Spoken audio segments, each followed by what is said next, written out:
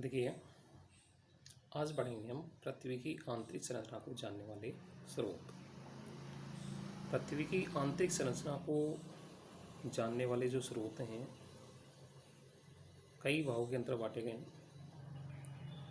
वैसे भूगर्भ के अंतर्गत की जो जानकारी है वो केवल कुछ 100 किलोमीटर के बारे में ही व्यक्ति जान सकता है। बाकी जो जानने वाले स्रोत हैं वो यानी कि एक पूर्ण रहस्य के रूप में है। और पृथ्वी की आंतरिक संरचना को जानना असंभव तो नहीं है, लेकिन कठिन कार्य अवश्य है। पृथ्वी की आंतरिक संरचना किस प्रकार से बनी हुई है, किस प्रकार से उसका निर्माण हुआ है, तो इसके बारे में जो स्रोत हैं वो यानी कि दो भागों के अंतर्गत बांटे गए हुए हैं। पृथ्वी की आंतरिक संरचना को जानने वाले स्रोतों को दो भागों के अंतर्गत बांटा गया है, प्राकृतिक और अप्राकृतिक, यानी कि natural and unnatural. Source of knowing the internal structure of the earth. Source giving information about the internal structure of the earth can be divided into two classes, natural and unnatural. Natural source: density. Most of the earth crust is made up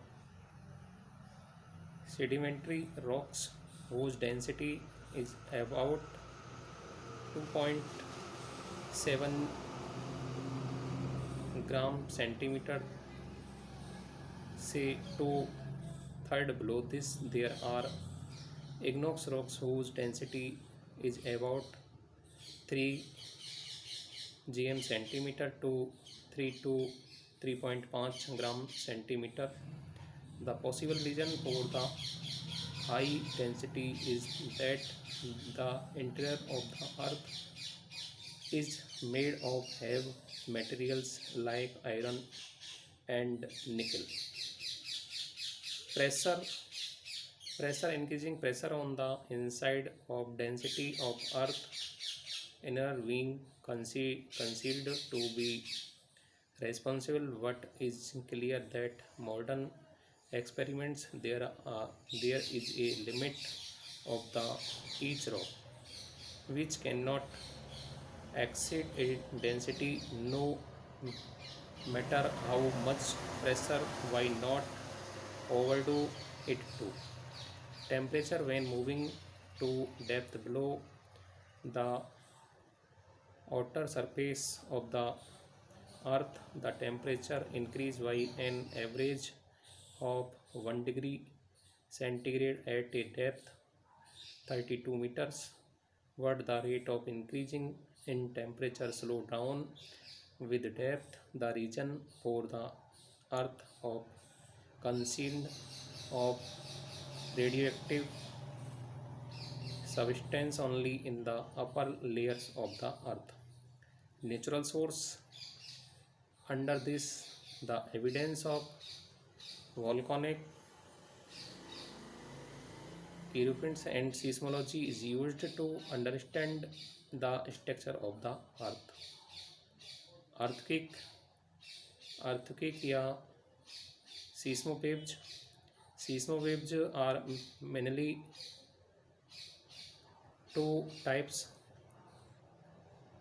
geostrophic waves P and S, primary waves and secondary waves, and surface waves L waves. The vertical geostic waves oscillate during the release of energy from the earthquake origin of the purpose and of all direction from the interior parts of the earth.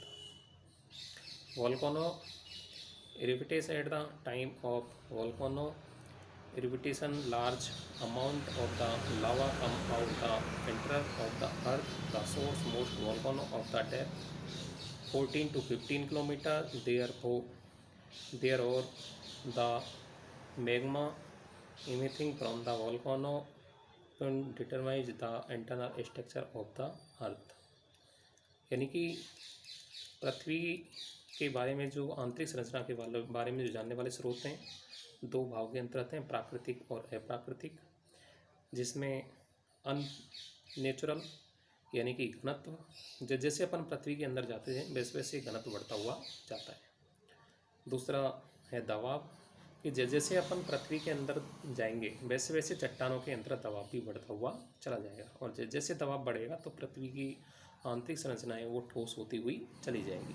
तीसरा है temperature. Temperature यानी कि तापमान। तापमान जब अपन पृथ्वी के अंदर जाते हैं तो तापमान बढ़ता हो जाता है और 32 मीटर की गहराई पर 1 डिग्री सेल्सियस तापमान बढ़ जाता है। तो इस तरह तापमान के आधार पर पृथ्वी की जो आंतरिक संरचना है वो यानी कि द्रव अवस्था में होनी चाहिए, लेकिन ऐसा नहीं है। जैसे हम पृथ्वी के आंतरिक भाग में जाते हैं वैसे वैसे तापमान बढ़ने की जो दर है वो भी क्या होती है, घटती जाती है। जो विवर्तनिक रूप से सक्रिय क्षेत्र है उनमें तापमान अधिक होता है, और जो विवर्तनिक रूप से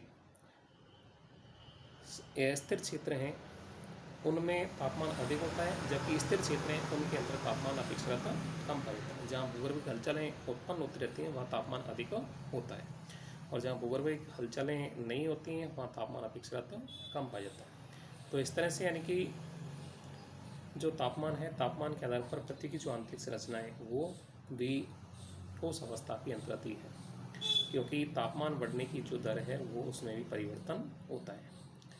नेचुरल जो सोर्स हैं उनमें ज्वालामुखी है। ज्वालामुखी के अंदर निकलने वाला जो लावा है वो इस बात को स्पष्ट करता है कि पृथ्वी का जो आंतरिक भाग है वो कैसा होना चाहिए, द्रव अवस्था में होना चाहिए, क्योंकि मैग्मा जो है वो द्रव अवस्था के अंदर निकलता है, तो इसलिए वो द्रव अवस्था में होना चाहिए, लेकिन ऐसा नहीं है, क्योंकि मैग्मा का जो उद्भव होता है वो पृथ्वी के अंदर कुछ ही गहराई से उत्पन्न होता है।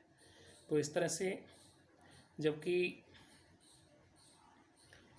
मैग्मा का जो निर्माण है वो प्लेट विवर्तनिक कारण होता है, और प्लेट विवर्तनिक कारण यानी कि 40 से 50 किलोमीटर की गहराई तक भी इसका निर्माण होता है। दूसरा जो है भूकंप है। भूकंप के अंतर्गत दो प्रकार की तरंगें चलती हैं, पी और एस और एल। तीन प्रकार की तरंगें चलती हैं, जिनमें पी और एस जो है वो पृथ्वी के अंदर से आती है।